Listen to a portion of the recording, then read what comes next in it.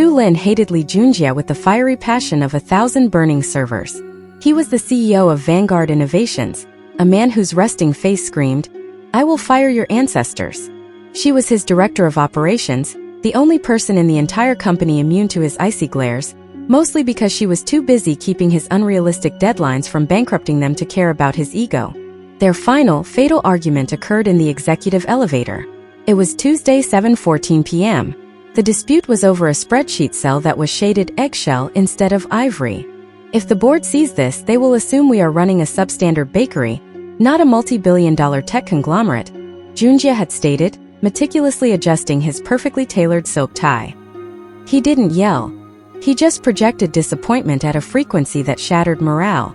If the board cares about the hex code of a single cell on page 47, I will personally eat my laptop, Lin snapped back, aggressively jabbing the lobby button.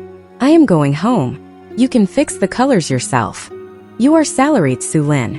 The day ends when the work is perfect. The work is perfect. You are just legally classified as a nightmare.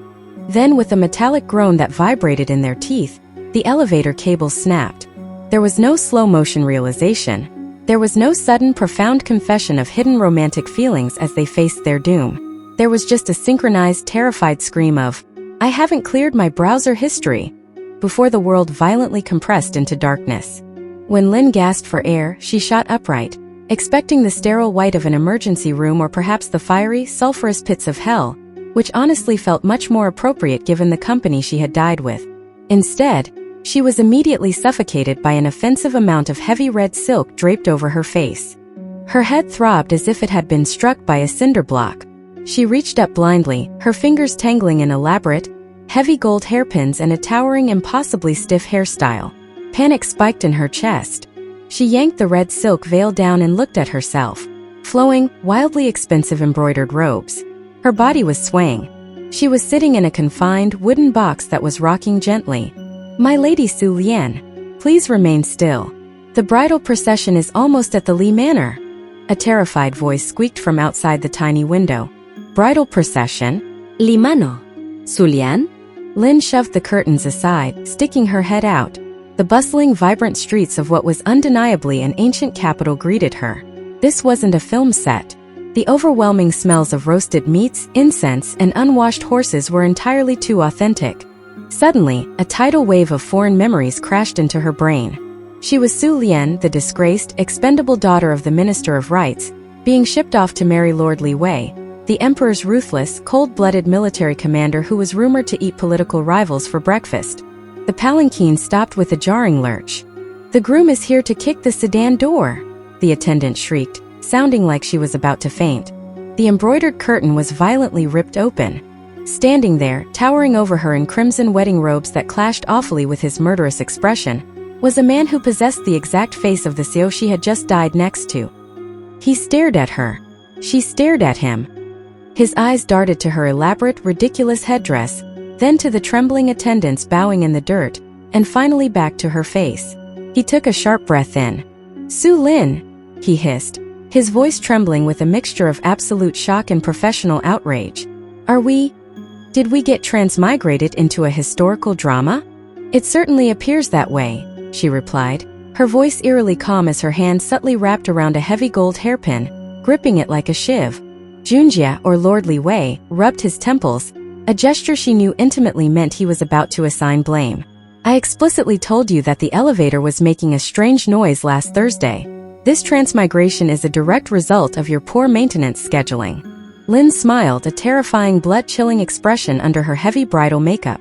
"We are in a completely different era, Junjie.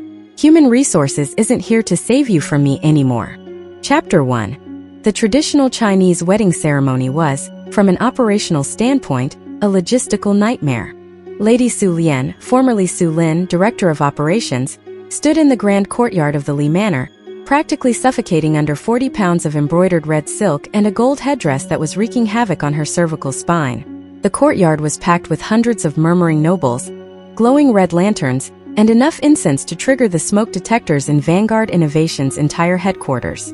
Beside her stood Lord Li Wei, formerly Li Junjie CEO. He looked remarkably imposing in his crimson wedding robes, standing with the stiff, unyielding posture of a man who was used to firing vice presidents before his morning coffee. "First bow to heaven and earth," the officiant bellowed, his voice echoing over the courtyard. As they pivoted and bent at the waist, Su Lian leaned infinitesimally closer to him. "If you step on my hem," she whispered through a rigidly pleasant smile, "I will take one of these solid gold hairpins and ensure you never walk again." Li Wei didn't break his stoic expression, bowing with perfect military precision. "Your hem is a tripping hazard, Su Lian. In a standard corporate environment, OSHA would have already fined you. Adjust your turning radius." Second bow to the ancestors. They turned toward the high altar. "I am adjusting my turning radius to accommodate your inability to march in a straight line," she hissed back, offering a deep, respectful bow to the memorial tablets. "You're marching like a heavily armored tank." "I am a heavily armored military commander," Li Wei murmured, his jaw tight. "And you are currently my political hostage. Try to look appropriately subjugated." Husband and wife bowed to each other. They turned to face one another. Through the swaying beads of her headdress, Su Lian met his eyes. They were the same cold, calculating eyes that had rejected her budget proposals for 3 consecutive quarters. She dipped into a graceful bow, silently praying that lightning would strike the courtyard and send them both back to the 21st century. "I am going to actively make your life miserable," she promised softly, her tone sweet enough to rot teeth. "You have been doing that for 5 years," he replied calmly, bowing in return. "This is merely a change in venue." An hour later, the grueling banquet was underway outside, and the newlyweds had been ceremoniously escorted into the bridal chamber. The room was aggressively romantic. Red dragon and phoenix candles cast a warm, flickering glow over carved mahogany furniture. The massive canopy bed was strewn with red dates, peanuts, longans, and lotus seeds, traditional symbols meant to bless the couple with an abundance of male heirs. The heavy wooden doors clicked shut behind the attendants. The silence in the room was absolute. Su Lian immediately ripped the agonizing gold headdress off her head, tossing it onto a nearby table with a loud clatter. She rubbed her temples, letting out a long, exhausted breath. "Right," she said, her professional tone snapping back into place. "Let's establish our parameters." Li Wei had already shed his heavy outer robe and was inspecting the room with the critical eye of a property inspector. "Agreed. The structural integrity of this estate is passable, but the lighting is completely inefficient. We need to draft an immediate operational agreement." Su Lian walked over to the canopy bed and ruthlessly swept the symbolic fertility nuts onto the floor with a clatter. She dragged a small rosewood table to the center of the room, pulling a roll of blank parchment from a drawer, along with an inkstone and a bamboo calligraphy brush. "Sit," she ordered, gesturing to a cushion. Li Wei sat cross-legged opposite her. He looked at the brush, picked it up, and immediately frowned. He rotated the bamboo shaft in his fingers, his expression darkening with genuine annoyance. "What is this?" he asked, holding it up as if it were a dead rodent. "It is a brush, Junjie. For writing. The weight distribution is entirely off," he complained, trying to find a comfortable grip. "The bamboo is entirely smooth, offering zero friction. How do people work efficiently without an ergonomic grip? This is going to cause severe carpal tunnel syndrome within a fiscal year. Write it down in the complaint box." "Oh wait, we don't have one because we are in the Tang dynasty," Su Lian deadpanned, snatching the brush from his hand, grinding the ink herself and slapping the wet brush back into his palm. Section 1. Mutual non-aggression. Li Wei sighed, a sound of deep corporate weariness, and began to write in flawless, elegant calligraphy. Clause 1.1. Neither party shall plot, execute, or contract the assassination of the other, either by poison, sword, or orchestrated accident. Add a subclause, Su Lian instructed, pointing a manicured finger at the parchment. Clause 1.2. Neither party shall involve the other in tedious imperial court drama, unless it directly threatens our shared survival or profit margins. He paused, glancing up at her. The candlelight caught the sharp angles of his face. For a brief, terrifying second, Su Lian remembered that the man she was currently married to was considered the most fearsome warlord in the empire. Then he looked back down at the parchment. Reasonable. Let's move on to Section 2. Delegation of household resources. I require total control over the estate's security protocols. Fine, Su Lian agreed. And I require total control over the household treasury. I've seen the way your steward looked at me. He's skimming off the top, I guarantee it. Give me the ledgers by tomorrow morning, and I'll have this place running tighter than an Amazon fulfillment center.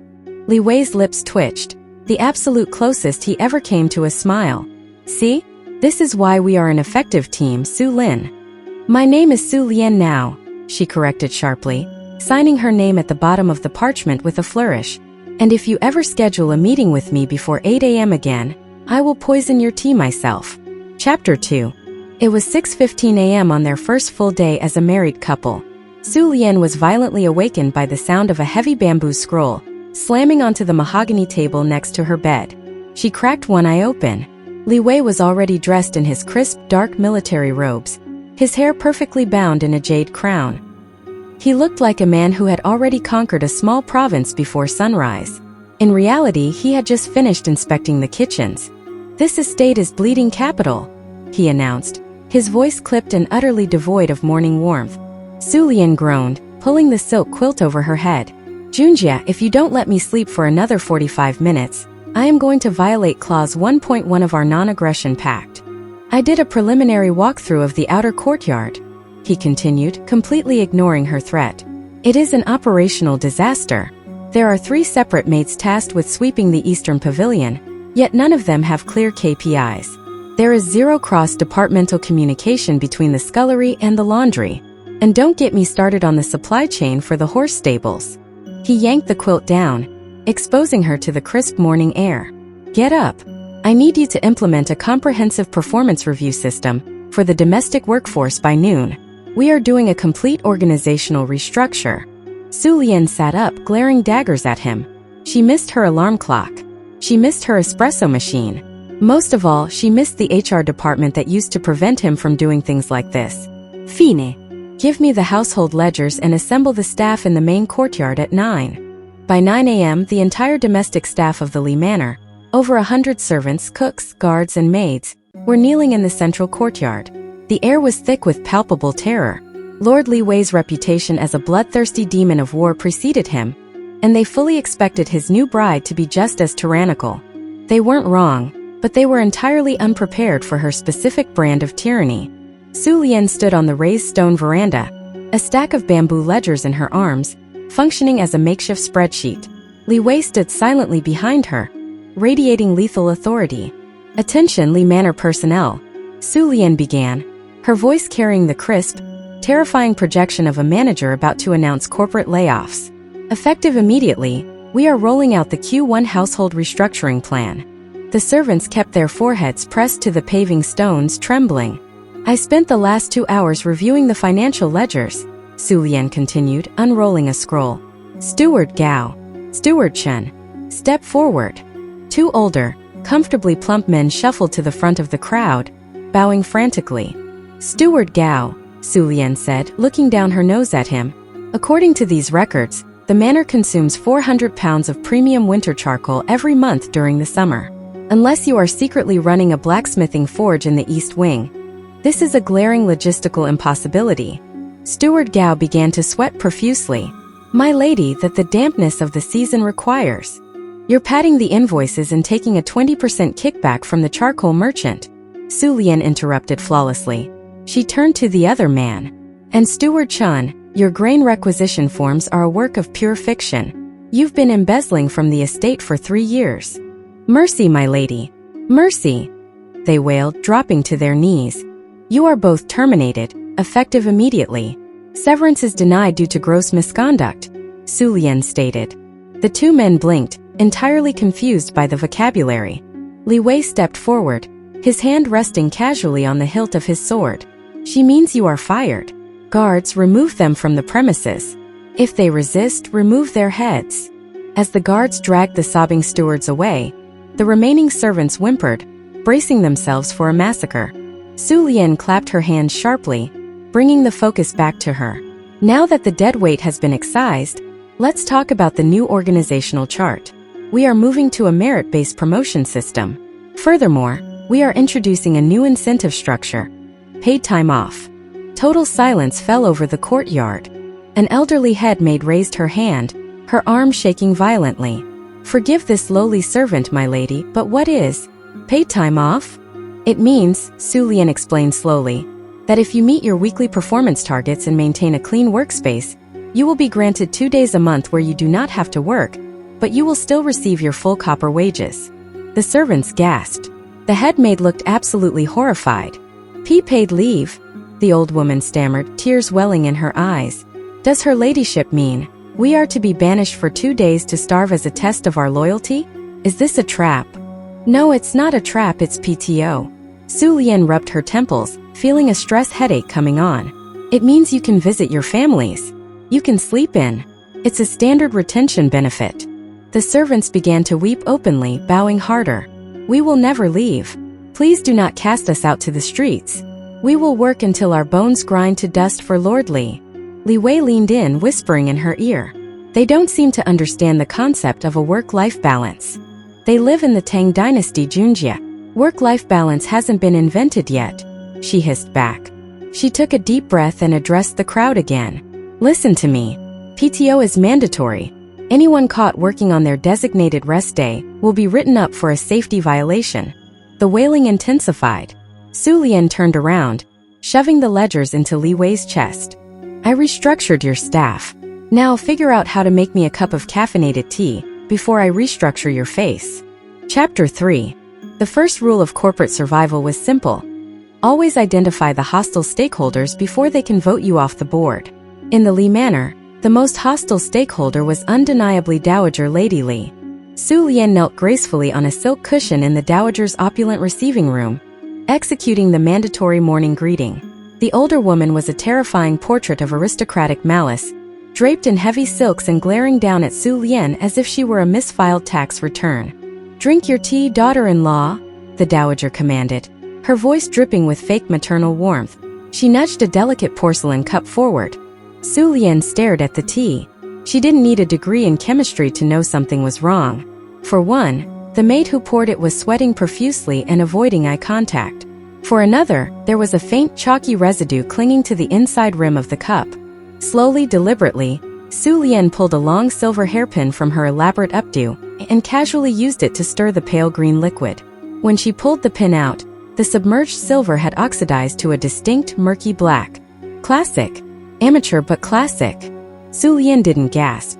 She didn't throw the cup to the floor. She simply wiped the hairpin clean with a silk handkerchief, replaced it in her hair and stood up.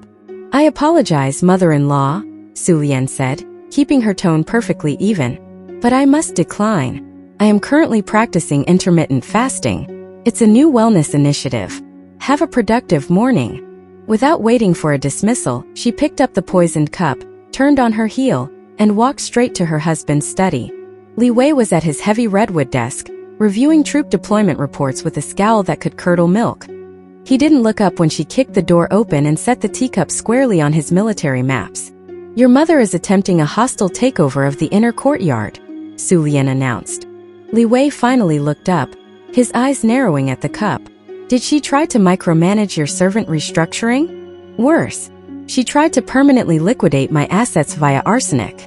Li Wei stared at the blackened residue on the porcelain. A cold, terrifying fury, the kind that usually preceded massive corporate layoffs or the razing of an enemy fortress, settled over his features. Unacceptable. This is a severe violation of Clause 1.1 of our non-aggression pact. She is compromising my operational efficiency by trying to eliminate my director of operations. So what is the protocol? Su Lian asked, leaning against the desk. Do we stage a dramatic confrontation? Have the guards drag her to the magistrate? No, Li Wei said, standing up and strapping on his sword. Public domestic disputes generate terrible PR. It makes the estate look weak to our political rivals. We handle this internally. Where is she now? Taking her morning stroll through the plum blossom gardens. She expects me to be dead by the time she gets back. Excellent. We have a 45-minute window. Li Wei gestured toward the door. Grab your abacus. We are going to her pavilion. Breaking into the Dowager's private quarters was surprisingly easy when you were the terrifying lord of the manor and your wife had zero respect for personal boundaries. While Li Wei stood guard at the door, projecting an aura of lethal menace that kept the terrified maids at bay, Su Lian ruthlessly dismantled the Dowager's private study. It only took her 10 minutes to find the hidden compartment beneath the floorboards containing the private financial ledgers of the inner court. They spread the bamboo scrolls across the low tea table. "Let's see what she's hiding," Su Lian muttered, her eyes scanning the columns of traditional characters. She pulled her abacus close, her fingers flying over the wooden beads with terrifying speed.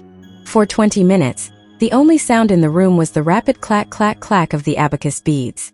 Li Wei leaned over her shoulder, tracking the numbers. "There!" He pointed to a discrepancy in the autumn harvest records. The grain yield from the southern tenant farms. She reported 3,000 dan of rice to the main treasury, but the local magistrate's tax records on the adjacent scroll indicate a yield of 5,000. "She's skimming," Su Lian confirmed, her eyes lighting up with the vicious joy of an auditor finding a glaring discrepancy. "She's dumping the surplus onto the black market and routing the profits into a slush fund. Oh, and look at the silk purchasing orders. She's over-invoicing the estate by 40% and pocketing the difference." "Sloppy accounting," Li Wei said, shaking his head in disgust. "If she were on my board of directors, I would have her investigated by the SEC." "Well, the Tang dynasty doesn't have an SEC," Su Lian smiled, tapping the ledger. "They just have us." When Dowager Lady Li returned to her pavilion an hour later, expecting to hear the wails of a dying daughter-in-law, she instead found her son and Su Lian sitting comfortably at her own table, drinking her premium tea. The Dowager froze. "What is the meaning of this? Why are you in my quarters?" Li Wei didn't raise his voice. He didn't even stand up. He simply slid a neatly organized stack of bamboo scrolls across the table. "Mother," he said, his voice dropping to a chilling absolute zero, "we have concluded a random internal audit of your department. The results are highly concerning." Su Lian unrolled the master ledger. "According to our calculations, you have embezzled approximately 40,000 taels of silver from the Li Manor over the past 5 years. We have itemized your fraudulent invoices, cross-referenced your black market grain sales, and documented the flow of illicit funds." The Dowager turned the color of ash. You dare? I am the matriarch. You are a liability," Li Wei cut her off smoothly. "If these ledgers were submitted to the Imperial Censorate, you would be exiled to the borderlands, and the Li family would suffer a massive drop in social standing. We cannot allow that." The older woman trembled, realizing she was entirely trapped. "What do you want?" "Effective immediately, you are stepping down from your position as head of the inner court," Su Lian dictated, sliding a brush and an inkstone toward her. "You will hand over all keys, seals, and tokens of authority to me. You will spend the rest of your days quietly reciting Buddhist scriptures in the Western Pavilion. In exchange, we will not report this massive fraud, nor will we mention the substandard poison you attempted to serve me this morning." Li Wei leaned forward, resting his chin on his steepled hands in classic CEO fashion. "Do we have a deal, Mother? Or do we need to escalate this to HR?" The Dowager stared at the cold, unified front of her son and daughter-in-law. Shaking with rage and terror, she picked up the brush. As they walked out of the pavilion with the keys to the estate swinging from Su Lian's belt, Li Wei glanced at her. That was a highly efficient acquisition of power. "Synergy, Junjia," Su Lian replied, a genuine smile playing on her lips. Corporate synergy. Chapter 4.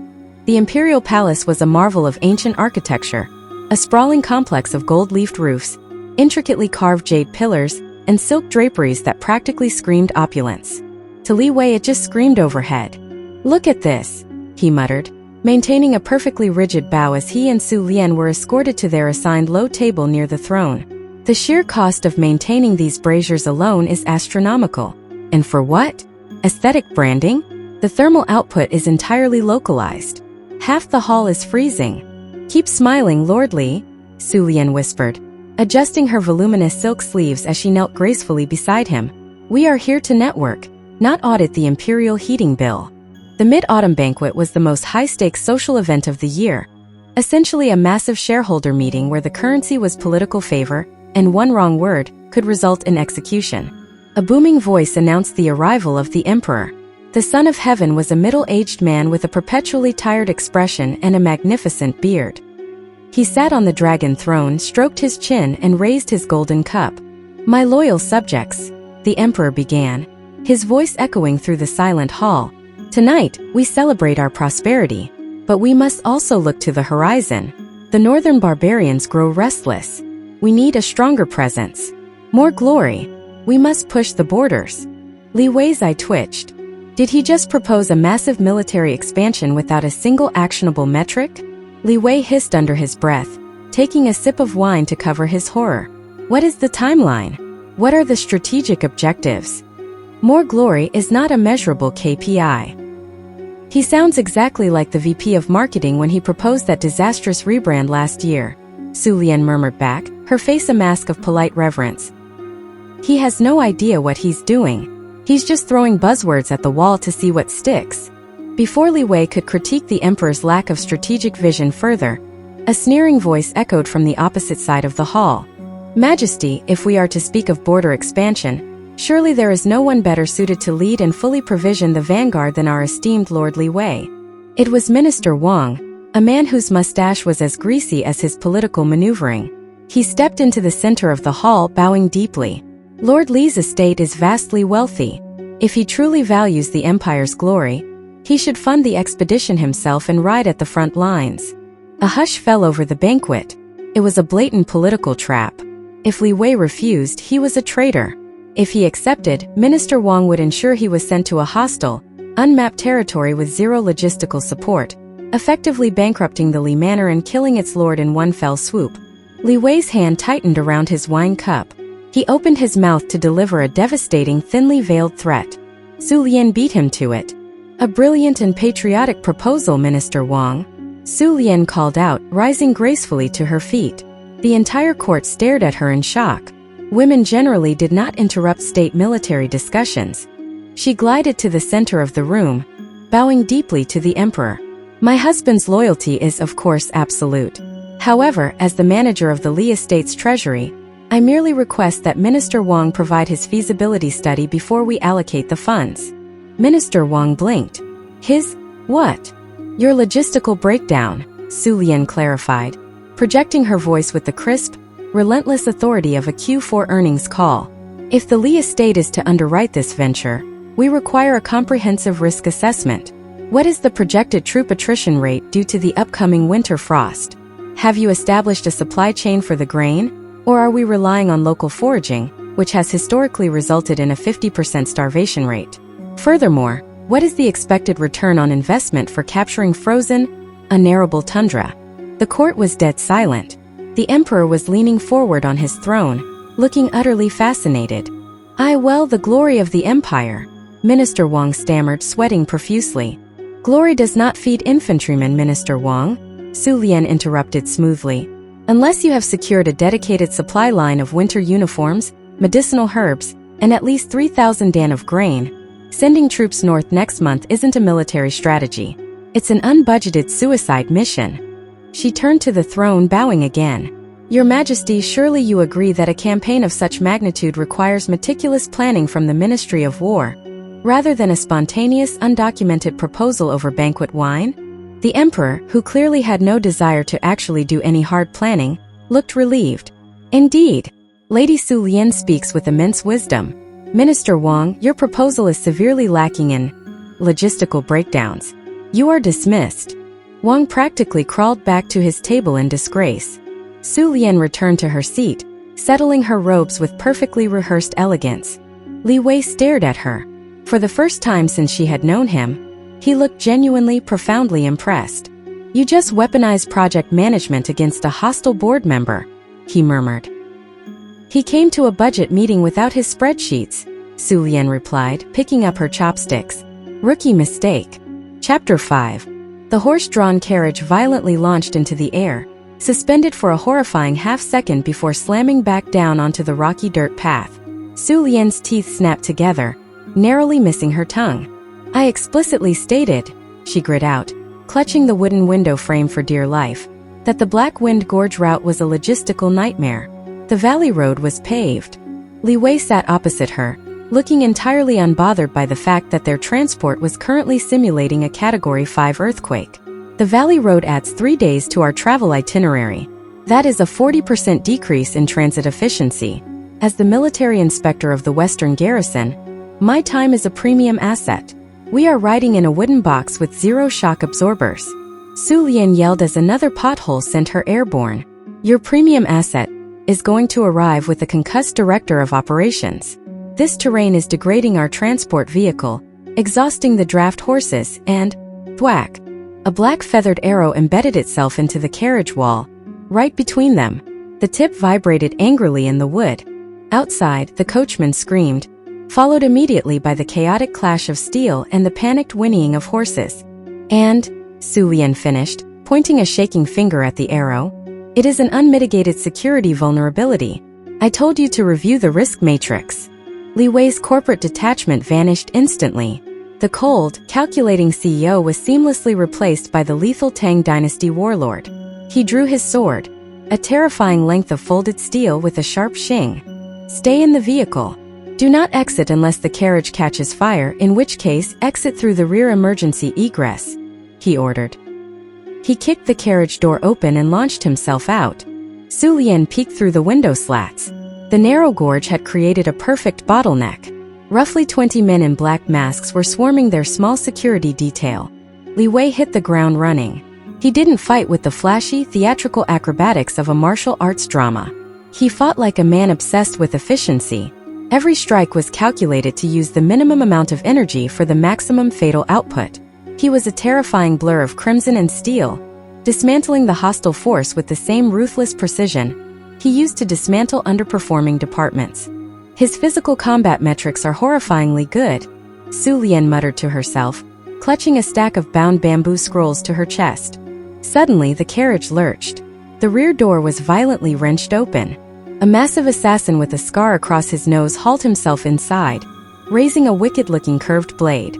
He sneered, expecting a cowering, weeping noblewoman. He did not expect Lady Su Lian, who had spent the last 3 days auditing the garrison's disastrous Q3 tax records and was currently operating on zero sleep and maximum rage.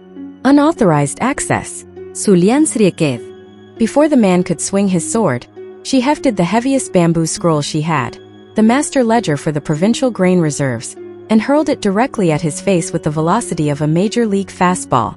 The heavy, tightly bound bamboo cylinder struck the assassin right between the eyes with a loud, hollow crack. He stumbled backward, dropping his sword. And your travel expenses are denied, Su Lian yelled, grabbing another ledger, the localized silk tariffs, and throwing it. It hit him squarely in the throat. The man choked, his eyes rolling back in his head, and he tumbled out the back of the carriage, landing in a heap on the dirt road. Silence fell over the gorge, save for the heavy breathing of the surviving guards. Li Wei stepped back up to the carriage, wiping his bloodied blade on a cloth. He looked perfectly calm, though his hair was slightly disheveled. He glanced into the back of the carriage, taking in the unconscious assassin with a bamboo scroll resting on his face. He looked at Su Lian. She was panting, clutching a third ledger in her hand like a club. Did you just weaponize the quarterly tax reports? He asked, raising an eyebrow. Bamboo is heavy, Junjia, she breathed, pushing a stray strand of hair out of her face. Now, are we going to sit here and wait for a second wave of hostile contractors? Or are you going to admit that my route analysis was correct? Li Wei sheathed his sword, stepping back into the carriage and casually stepping over the broken arrow. Your point is noted, he conceded, taking his seat. In the future, I will defer to your logistics department regarding terrain-based risk assessments.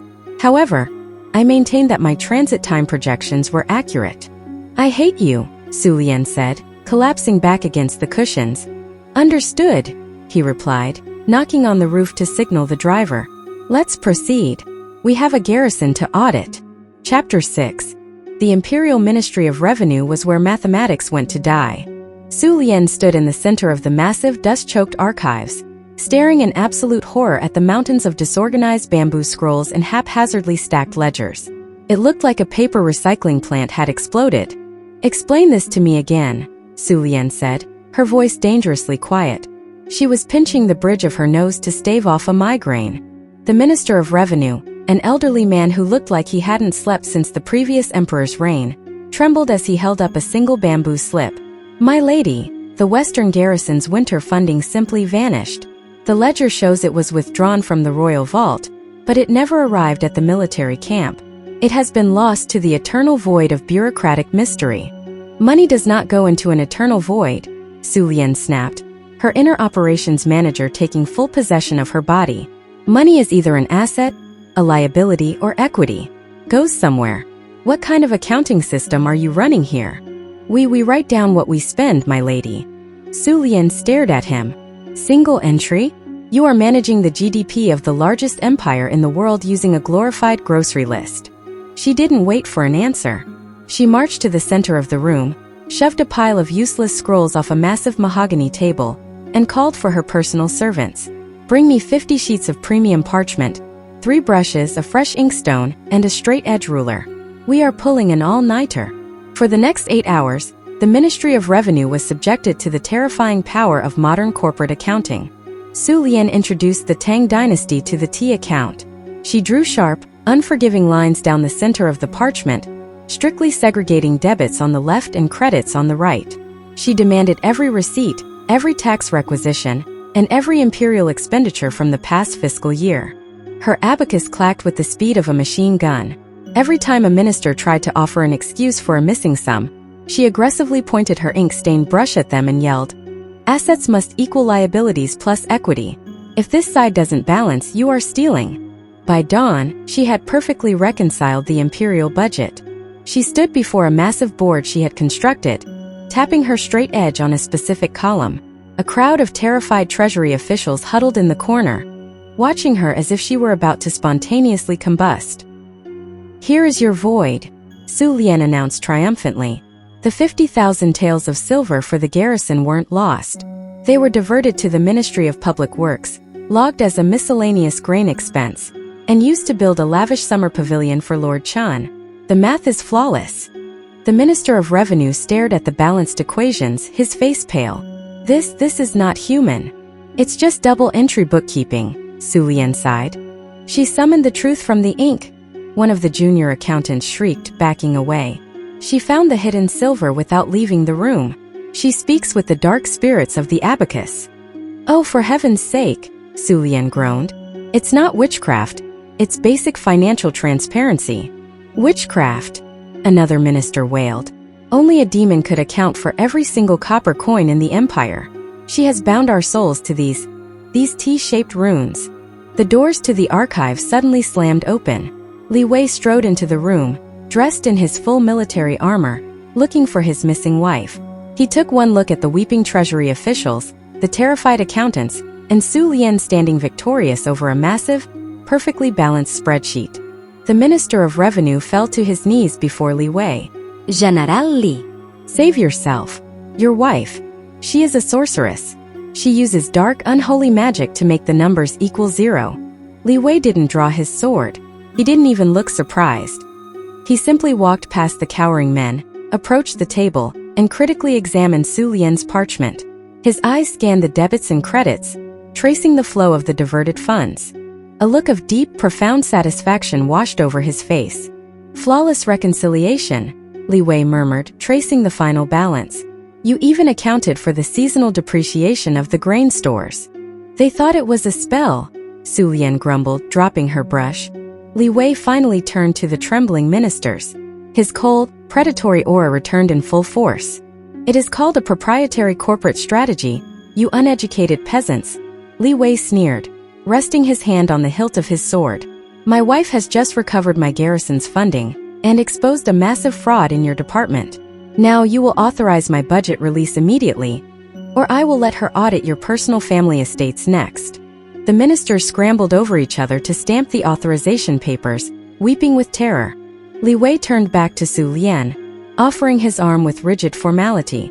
Shall we go get breakfast? Your operational efficiency is making me hungry. Su Lian took his arm, wiping a smudge of ink from her cheek. If you buy me steamed buns, I'll teach you how to amortize your siege equipment. Chapter 7. The inner court of the Li Manor was rarely a place of peace, but today it was a crime scene. Consort Mei, a distant cousin of Li Wei's and a holdover from the previous administration of the household, stood in the center of the tea garden, clutching a silk handkerchief and weeping with the dramatic flair of a daytime soap opera lead. I saw her with my own eyes, Mei wailed, pointing a trembling finger at Su Lian. Under the cover of the midnight moon, Lady Su Lian was in the back garden, exchanging secret letters with the captain of the guard. The dishonor, the betrayal. A circle of gossiping noblewomen gasped in synchronized horror. Su Lian, who had been mid-sip of her morning tea, didn't even flinch. She simply set her cup down and looked at her husband, who was sitting beside her, looking bored enough to start counting the stitches in his own sleeves. Junjie, Su Lian said calmly, are you going to handle this, or should I just show her the logistical impossibility of her statement? Li Wei stood up, his presence immediately silencing the garden.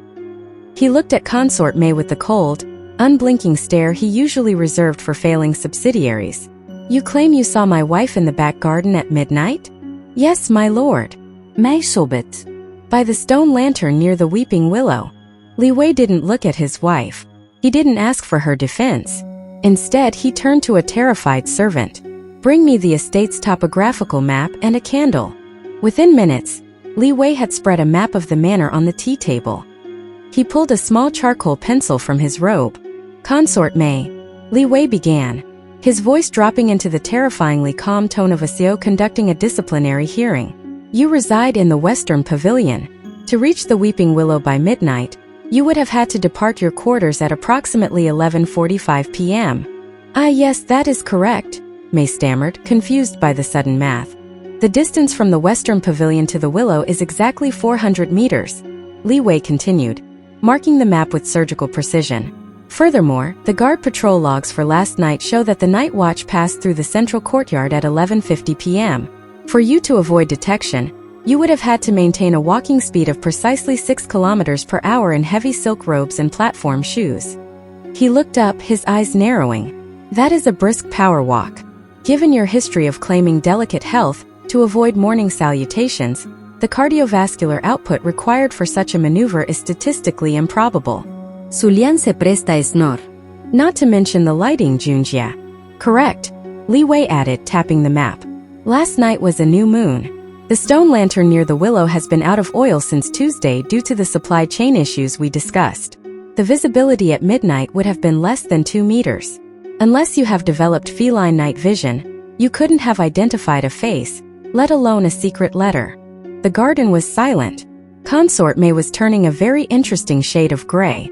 Finally, Li Wei said, leaning in closer, at midnight, Su Lian was in my study, helping me recalculate the depreciation value of our cavalry horses.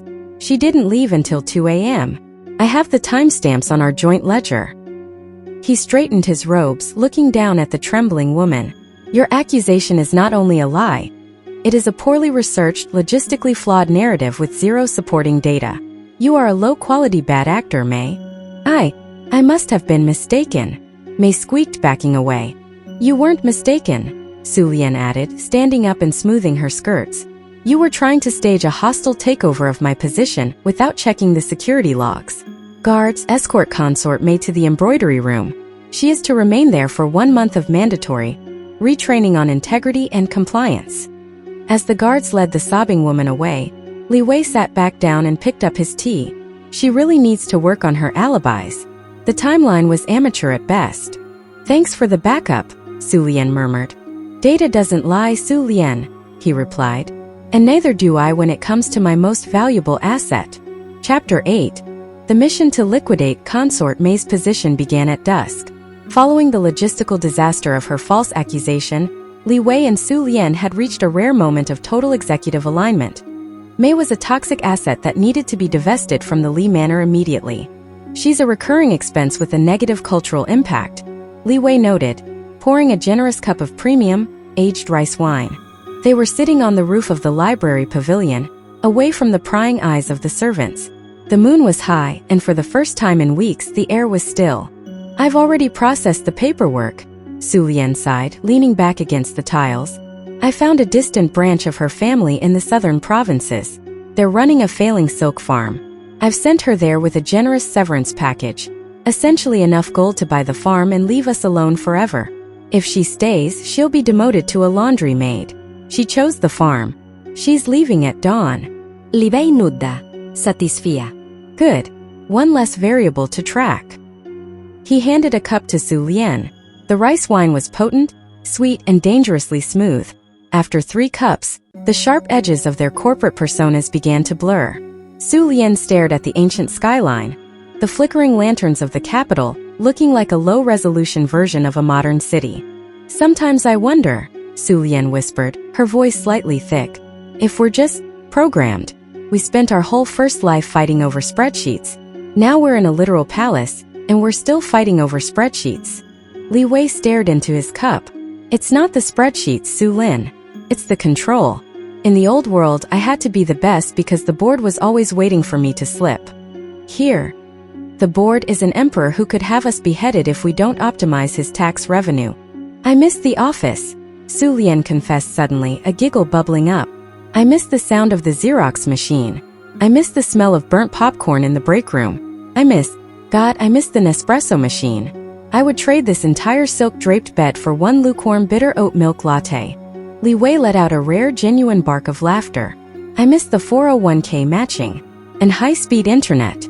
Trying to run a military campaign via carrier pigeon is like trying to send an email via a very slow, very unreliable attachment that sometimes gets eaten by a hawk. Su Lian turned to him, her eyes bright with wine and a sudden sharp vulnerability. Do you think we died because we were too busy arguing about eggshell versus ivory? Li Wei looked at her. For the first time, he didn't see a director of operations. He saw the woman who had stood by him through every corporate storm, and now through a literal time warp. I think, he said softly, reaching out to brush a stray hair from her forehead, that the elevator gave us a second chance to realize that the color of the cell didn't matter.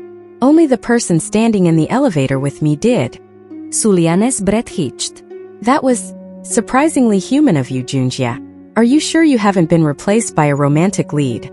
I'm still calculating the ROI of this conversation, he teased, leaning closer. Before they could ruin the moment with more math, the distance between them closed. It wasn't a corporate merger. It was a quiet, desperate acknowledgement of two lonely souls in a foreign time. But being who they were, Su Lian pulled back after a moment and whispered, if we ever get back, I'm still taking those 3 days of PTO. Pending approval, he murmured and kissed her again. Chapter 9. The romantic glow of the previous night was efficiently extinguished at 5 a.m. by a frantic courier pounding on the manor gates. By 5:15 a.m., Li Wei and Su Lian were in the war room, formerly the breakfast nook, staring at a map of the capital that was rapidly being covered in red ink. The Crown Prince has officially moved to a hostile takeover model, Li Wei announced, his voice cold and professional. He's mobilized the Eastern Guard and seized the granaries. He's claiming the Emperor has lost the mandate of heaven, which is really just ancient branding for a coup. Su Lian, clutching a cup of herbal tea that was definitely not a latte, scanned the troop movement reports. He chose the worst possible timing. The autumn harvest isn't fully processed, the silk routes are at peak traffic, and I just finalized the new payroll system for the city guards. A rebellion right now is going to tank our quarterly projections. It's not just the projections, Li Wei said, pointing to the bridge over the Wei River. If he holds the bridge, he cuts off our primary supply chain. The city will be under siege within 48 hours. We'll be looking at a total cessation of trade and a massive spike in localized inflation. Su Lian slammed her hand on the table. Absolutely not. I did not spend 6 months optimizing the imperial tax code just to have a pampered prince burn the ledgers. We need to neutralize this threat, Junjie. And we need to do it without a prolonged military engagement. It's too expensive. Agreed, Li Wei said, his eyes glinting with a familiar, predatory light. A war of attrition is a waste of resources. We need a targeted disruption of his assets. He thinks he's playing a game of Risk, Su Lian added, a vicious smile spreading across her face. But we're playing a game of hostile acquisition. He seized the granaries? Fine. Let him have them. I happen to know that the grain in those specific silos is the damp stock we flagged for disposal last week. Within 3 days, his stolen rations will be a fermented, moldy mess. Li Wei raised an eyebrow. And the Eastern Guard? They haven't been paid since the prince seized the treasury, Su Lian noted. I've already sent word to the guard captain's wife. I told her that if the rebellion succeeds, the prince plans to restructure their pensions into his personal wine budget. Fear of a lost 401k is a powerful motivator in any century. Li Wei leaned back, looking at his wife with genuine pride. So, we aren't going to meet him on the battlefield with swords? Swords are messy and have a high rate of equipment failure, Su Lian replied, grabbing her abacus. We're going to meet him with a liquidity crisis and a massive PR scandal. By the time he reaches the palace gates, his army will be hungry, broke, and looking for a new CEO. Excellent, Li Wei said, standing up and checking the edge of his blade just in case. Let's begin the liquidation of the Crown Prince's assets. Chapter 10. The Crown Prince of the Tang Dynasty expected his glorious rebellion to begin with a clash of steel, the thundering hooves of a cavalry charge, and the terrifying sight of Lord Li Wei riding out to meet him in mortal combat. Instead, he was met with a locked door and a very polite sign at the eastern granary. What do you mean it's sealed for health and safety code violations? The Crown Prince bellowed from atop his armored warhorse. His quartermaster trembled, holding up a piece of officially stamped parchment. Your Highness, the local magistrate, acting on orders from Lady Su Lian of the Li Manor, has declared this facility a biohazard. Apparently, the grain suffered severe moisture damage last week. The entire silo is fermented. Then break it open anyway, the prince roared. My men need to eat. They broke it open. 30 seconds later, the vanguard of the rebel army was vomiting into the street, overwhelmed by the toxic stench of 50 tons of aggressively molding wheat. Meanwhile, inside the heavily fortified walls of the Li Manor, the war room was running with the quiet, terrifying efficiency of a Wall Street trading floor. Su Lian sat at the head of the massive redwood table, a dozen abacuses clacking simultaneously around her as her newly trained team of accountant clerks processed the courier reports. Li Wei stood by the window, hands clasped behind his back, dictating troop movements like a manager reorganizing a floor plan. Status report on the merchant guilds, Su Lian demanded, not looking up from a ledger. The embargo is holding, my lady, a senior clerk replied, wiping sweat from his brow. As per your instructions, we bought up the remaining viable rice stock in the capital at a premium yesterday afternoon. We then enacted a temporary asset freeze on all independent grain vendors. No one is selling to the rebel army. Good, Su Lian said, tapping her brush against the table. What's the current inflation rate on a single steamed bun in the rebel camp? Approximately 400%, my lady. A bowl of rice now costs a month's wages for an infantryman. Li Wei turned away from the window, a smirk playing on his lips. The prince's liquidity is drying up. He thought he could fund a war on stolen imperial silver, but he didn't realize that currency is useless if there is zero inventory to purchase. You've successfully shorted the rebellion, Su Lian. Just basic supply and demand, Junjia, she replied, finally looking up and stretching her neck. Though I will admit, cornering a market is much easier when your husband is a terrifying warlord who can legally threaten merchants with execution if they break the embargo. Synergy, Li Wei agreed smoothly. By day 2, the rebellion was no longer a military campaign. It was an HR nightmare. The Crown Prince's forces, starving and exhausted, attempted to pivot their strategy by seizing the local taverns and storehouses. However, every time they kicked a door down, they found nothing but empty barrels and a polite receipt noting that the Li estate had already liquidated the assets. Morale plummeted. The final blow came on the morning of day 3. Su Lian's targeted misinformation campaign regarding the Eastern Guard's pensions had ripped through the rebel camp like wildfire. The soldiers hadn't been paid their standard weekly copper stipend. When rumors circulated that the prince had squandered their retirement funds on his coup, the mutiny was instantaneous. You do not mess with a man's 401k, regardless of the century. At noon on the 3rd day, Lord Li Wei finally opened the gates of his manor and rode out, accompanied by a small, immaculate security detail and his wife, whose palanquin was carried right beside him. They found the Crown Prince sitting on the steps of the imperial palace, looking like a man who had entirely lost his grip on reality. His army had abandoned him, choosing to march back to their barracks and write apology letters to the Ministry of Revenue in hopes of saving their pensions. Li Wei dismounted and walked up the steps, his armor gleaming in the midday sun. He looked down at the defeated royal. You didn't even draw your sword, the prince whispered, his voice cracking with sheer, baffled outrage. I have studied Sun Tzu's art of war for a decade. I mastered the spear. I had 5,000 men. Where did my army go? Your army experienced a massive failure in employee retention due to poor management and a hostile workplace environment, Li Wei stated coldly. Su Lian stepped out of her palanquin, holding a long, meticulously itemized scroll. She walked up beside her husband and unrolled it. Practically hit the floor. Your Highness, Su Lian said with a bright, terrifyingly professional smile. On behalf of the Imperial Treasury and the Li estate, I am here to formally accept your unconditional surrender. I am also here to present you with the bill. The prince stared blankly at the scroll. The bill? Yes. For the property damage to the granary doors, the lost productivity hours of the capital's merchant class, and the administrative fees associated with resolving your little tantrum, she explained, tapping the final number with her fingernail. We accept payment in gold bullion, land deeds, or indentured servitude. How would you like to settle your account?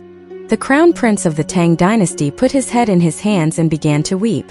Chapter 11. The mop-up phase of any hostile takeover is invariably the most tedious, and the aftermath of a failed imperial coup was no exception.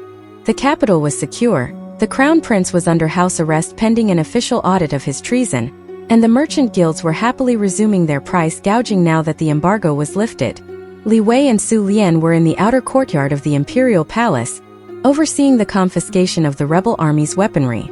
Su Lian sat at a hastily assembled desk, her abacus clicking rhythmically as she logged every spear and shield into the estate's asset column.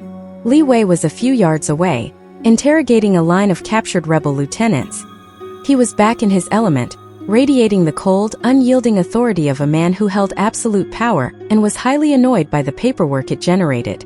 25 iron broadswords slightly rusted, Su Lian dictated to her clerk. Mark them for the scrap foundry. The depreciation value on these is atrocious. She paused to stretch her neck, glancing over at her husband. He was currently explaining to a trembling rebel captain exactly why his flanking maneuver had been mathematically doomed from inception. For a brief, terrifying second, Su Lian let herself admit the truth. He was magnificent. Insufferable, demanding, and emotionally constipated, yes. But he was the only person in this timeline who operated on her frequency. They were two highly optimized cogs spinning in perfect synchronization.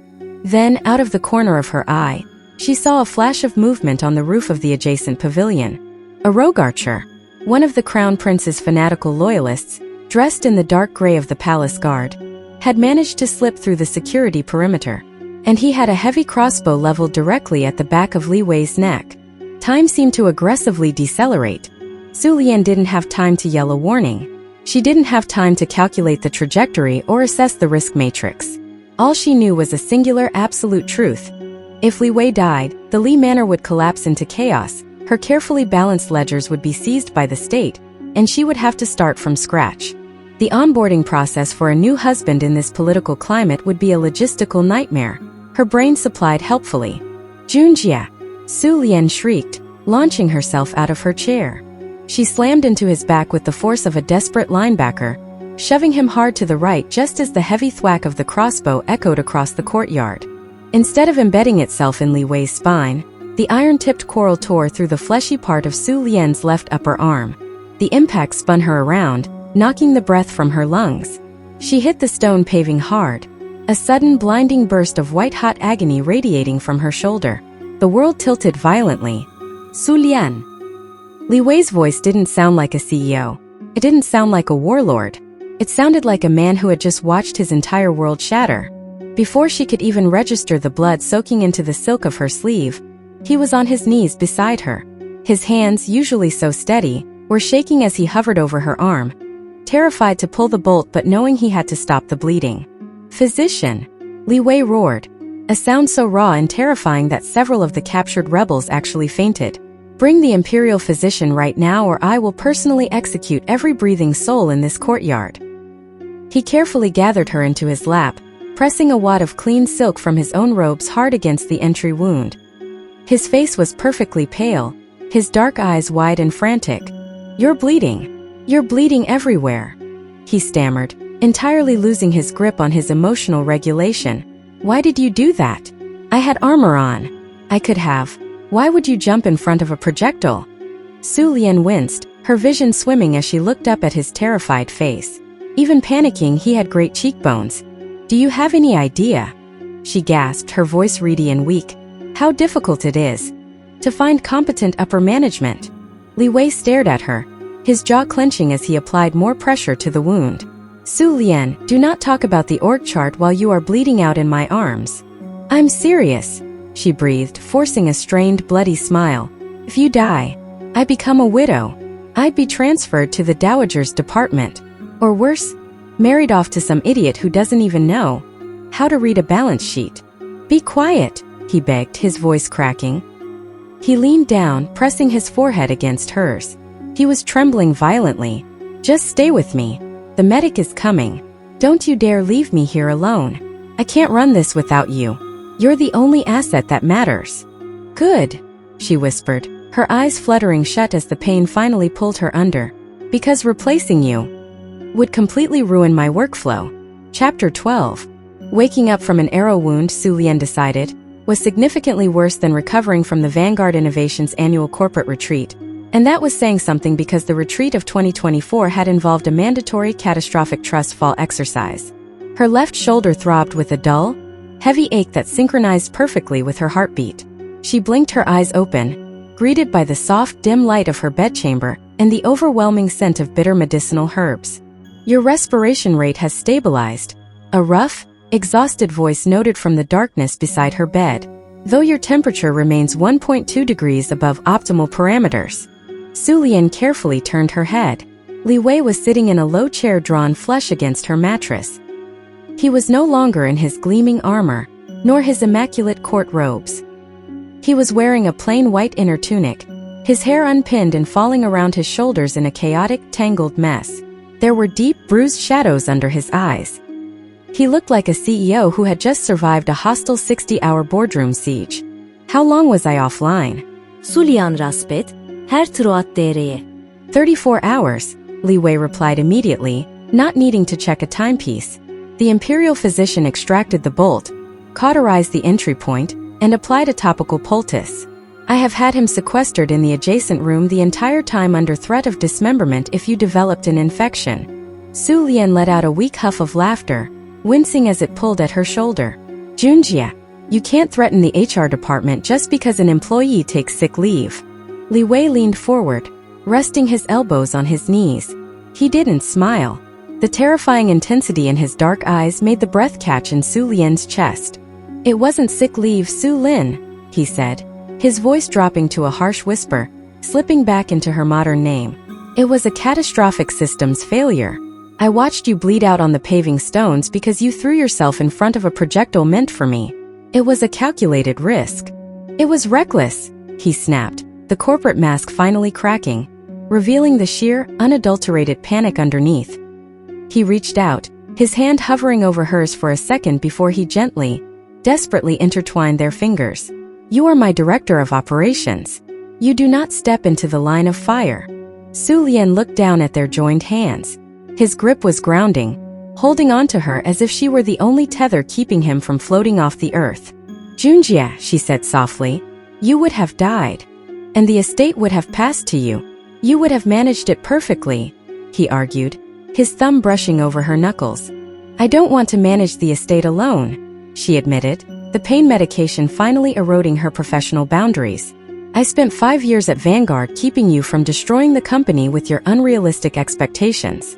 I'm not going to let a Tang Dynasty crossbow bolt undo all my hard work now. Li Wei stared at her. The silence in the room stretched, thick and heavy, broken only by the flickering of the bedside lantern. Vanguard Innovations, Li Wei began, his voice suddenly very quiet, would have collapsed in its second year if you hadn't restructured the supply chain. Su Lian blinked. Excuse me. I never put it in your performance reviews, he confessed, refusing to look away from her eyes. Because if you knew your actual value to the company, you would have demanded a salary that our seed funding couldn't support. You were the only reason we survived. You were the only reason I survived the stress of it all. The board thought I was a visionary. I was just the frontman for your operational genius. Su Lian was genuinely stunned. This was Li Junjie, a man whose ego had its own gravitational pull, admitting total dependency. He leaned closer, his face inches from hers. In the old world, you were my most critical asset. In this world, Su Lian, I don't care about the estate or the emperor or the military assets. If you die, my entire infrastructure collapses. I collapse. Junjie. I am officially requesting to amend Section 1 of our mutual agreement, he murmured, his gaze dropping to her lips. Which clause? She breathed. The one regarding professional boundaries. He didn't wait for her approval. He leaned down and kissed her. It wasn't the tentative, confusing brush of lips they had shared on the roof under the influence of rice wine. This was deliberate, desperate, and entirely consuming. It was the kiss of a man who had almost lost everything and was violently realizing what actually mattered. Su Lian's good arm tangled in his unkempt hair, pulling him closer, letting out a soft sigh that was immediately swallowed by him. For the first time in her life, she wasn't thinking about spreadsheets or margins or survival. She was just thinking about the heat of his skin and the way his hand carefully cupped her jaw, avoiding her injured shoulder with meticulous precision. When he finally pulled back, they were both breathless. He rested his forehead against hers, closing his eyes. "Well," Su Lian whispered, her heart hammering against her ribs. "That was highly unprofessional." A slow, devastatingly handsome smirk spread across Li Wei's face. "The HR department is in the other room, trembling in fear. I think we can bypass compliance just this once." "Agreed," she smiled, pulling him down for another kiss. "Consider the amendment approved." Chapter 13. The Imperial Throne Room was a place designed to make ordinary mortals feel small. The soaring, gold-leafed ceilings, the massive carved dragons, and the sheer volume of armed guards were all meticulously calculated to inspire fear and subservience. Li Wei and Su Lian, however, were not ordinary mortals. They were executives walking into a contract renegotiation, and they held all the leverage. Su Lian stood beside her husband, her left arm elegantly supported by a dark red silk sling. Despite the injury, she looked radiant, projecting the terrifying, calm aura of a woman who knew exactly how much the man on the throne owed her. Li Wei stood close to her right side, an imposing wall of dark armor, subtly shielding her blind spot. The emperor looked exhausted. The failed coup had aged him a decade in 3 days. "Lord Li Wei, Lady Su Lian," the emperor began, his voice echoing in the cavernous hall. "The empire owes you a debt that cannot be measured in gold. You crushed the rebellion without drawing a single blade, preserving the capital's infrastructure. For this, I am prepared to offer you the title of Grand Marshal, and for your brilliant wife, a seat on the Inner Council of Finance." A collective gasp echoed from the attending ministers. It was an unprecedented promotion, absolute military and financial power handed to one household. Li Wei didn't bow. He simply clasped his hands behind his back. "Your Majesty is too generous," Li Wei said, his tone perfectly polite but devoid of actual gratitude. "However, after careful review of our current portfolio, Lady Su Lian and I have decided to decline the promotions. In fact, we are submitting our formal notice of resignation from imperial court politics." The emperor blinked, entirely thrown off script. "Resignation? You wish to retire? You are both in the prime of your lives." "Court politics," Su Lian chimed in, her voice ringing out crisp and clear, "yields a terrible return on investment, Your Majesty. The hours are abysmal, the workplace hazards are extreme." She gestured pointedly to her silk sling. "And frankly, the management structure is highly inefficient. We are seeking an early retirement." The Minister of Revenue, still traumatized by Su Lian's invention of double-entry bookkeeping, looked like he might weep with joy. "I see," the emperor said slowly, narrowing his eyes. He wasn't an idiot. He knew when he was being maneuvered. "And what, precisely, does this retirement entail?" Su Lian stepped forward, sliding a beautifully rolled bamboo scroll from her sleeve and handing it to the head eunuch, who scurried up the steps to present it to the throne. "It is a simple severance package, Your Majesty," Su Lian explained with a bright, terrifying smile. "We will permanently relocate to the western border, completely removing ourselves from capital politics. In exchange, the Li estate requests the exclusive, tax-exempt monopoly over all western silk trade routes for the next 20 fiscal years." The throne room erupted in outraged whispers. "Preposterous!" Minister Wang shouted from the sidelines. "The western silk routes account for 40% of the empire's gross export revenue. To hand it to one family is economic extortion." Li Wei turned his head just slightly, locking eyes with Minister Wang. The room went dead silent.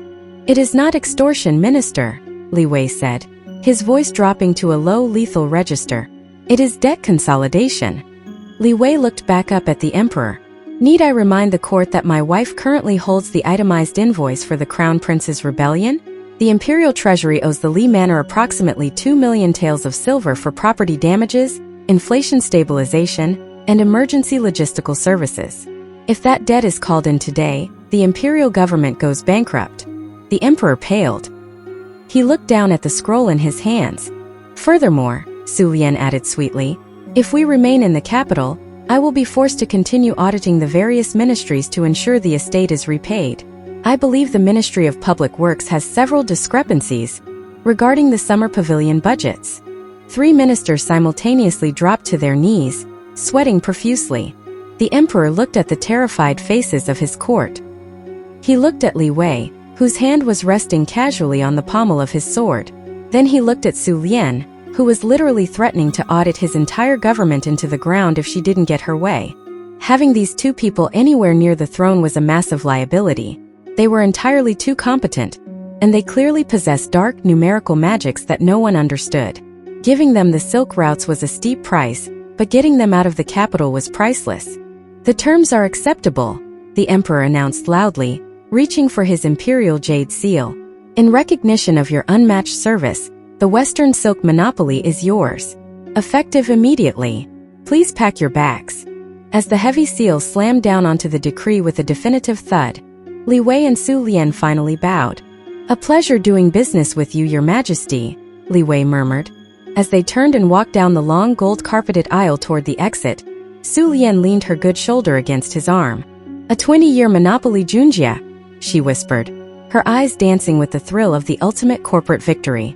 We're going to corner the global market before the Renaissance even happens. I'll start drafting the logistics chain tonight, he promised, slipping his arm carefully around her waist. But right now, I am officially logging off. Epilogue.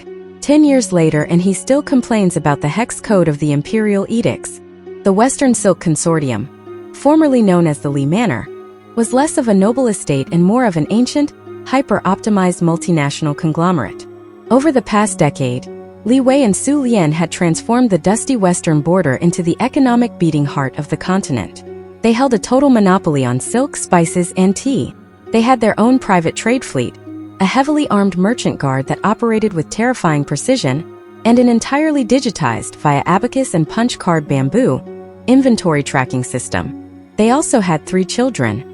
Su Lian sat on the sunlit veranda of their sprawling private courtyard, indulging in her sacred morning routine of latte and logic. It had taken her 4 grueling years of importing raw beans from southern traders and reverse engineering a pressurized steam valve using a local blacksmith, but she finally had a functional morning latte.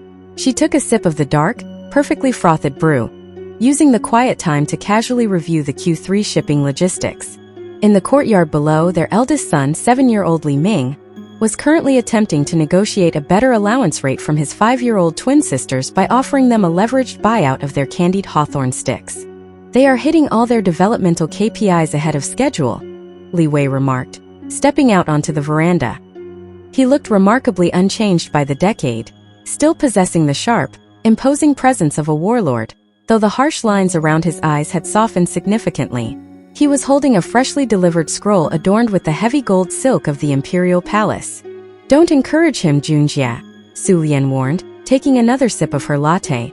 Last week Ming tried to short-sell the estate's goat feed. I had to ground him from the ledgers for a month. What is that? Li Wei walked over, dropping the heavy scroll onto her table. The new emperor's formal renewal of our 20-year trade monopoly. The old emperor finally retired, or was strongly encouraged to retire by the Ministry of Revenue after they realized they couldn't balance the budget without us. Su Lian unrolled the scroll, her eyes skimming the elegant calligraphy. Total tax exemption, exclusive transit rights through the mountain passes, and a guaranteed imperial purchase order of 10,000 bolts of silk annually. The terms are flawless. They didn't even try to renegotiate the margins. Of course they didn't. They are terrified of you, Li Wei pointed out, pulling up a chair beside her. Me? You're the one who threatened to buy the entire imperial cavalry and privatize it if they raised our tariffs last spring, she retorted, leaning against his shoulder. Li Wei hummed in agreement, his eyes scanning the bottom of the imperial decree. Suddenly he frowned. His jaw tightened and that familiar, hypercritical CO glare returned in full force. Unbelievable, he muttered, tapping the heavy red wax seal of the emperor at the bottom of the parchment. What's wrong? Is there a hidden clause? Su Lian asked, sitting up. Look at this stamping, Li Wei said, genuine disgust in his voice. The imperial seal. It is stamped at least 3 millimeters to the left of the center alignment. It is completely asymmetrical. And the ink? That is not true Imperial Vermilion. The hex code on that red is entirely too orange. It looks like they bought discount wax from a street vendor. Su Lian stared at him, then looked down at the seal, which looked perfectly fine to any normal human being. She slowly looked back up at her husband, a brilliant, unrestrained laugh bubbling up from her chest. 10 years, an entire empire conquered, a dynasty financially subjugated, and he was still complaining about the formatting of the paperwork. If the board sees this, Su Lian teased, perfectly mimicking his tone from a lifetime ago, they will assume the emperor is running a substandard bakery, not a continent-spanning dynasty. Libeis lipsuisha. He looked down at his wife, the irritation melting away as he pulled her into his lap, ignoring the very expensive trade logistics scattered across the table. "You are salaried, Lady Li," he murmured, his voice dropping an octave as he brushed a kiss against her jaw. "The day ends when the work is perfect." "The work is perfect," Su Lian replied softly, wrapping her arms around his neck and pulling him in. "And you are still legally classified as a nightmare. But you're my nightmare." "Synergy," Li Wei whispered against her lips. And as the sun rose over their completely monopolized, perfectly balanced empire, they both agreed that the ROI on their reincarnation had been absolutely exceptional.